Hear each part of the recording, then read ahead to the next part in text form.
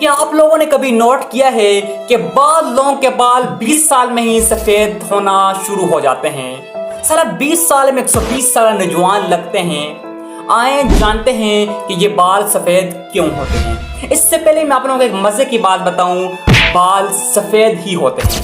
Question तो ये बनता है कि बाल ब्लैक क्यों होते हैं।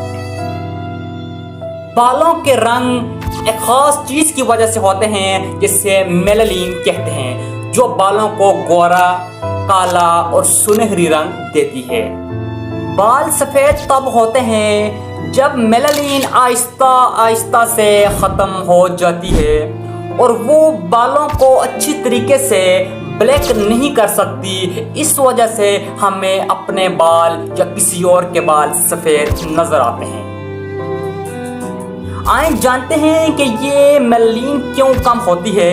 एक तो वजह इसकी ये है कि उम्र के लिहाज से ये आहिस्ता आहिस्ता कम होती जाती है। दूसरी बड़ी वजह ये भी है कि जब बॉडी में आयरन और विटामिन B12 की कमी हो जाती है तो फिर भी बाल सफेद ही निकलते हैं। आप कमेंट में जल्दी से बताएं कि आप लोगों के कितने बाल सफेद हैं। और एक और बड़ी वजह जेनेटिक प्रॉब्लम। अगर वालिदैन के बाल जल्दी सफेद हुए हों तो उनके बच्चों के बाल भी जल्दी सफेद होंगे। क्या आप लोगों ने कभी नोट किया है कि बाद लोगों के बाल 20 साल में ही सफेद होना शुरू हो जाते हैं। साला 20 साल में 120 साल नौजवान लगते हैं। आए जानते हैं कि ये बाल सफेद क्यों होते हैं। इससे पहले मैं आप लोगों को एक मजे की बात बताऊं, बाल सफेद ही होते हैं।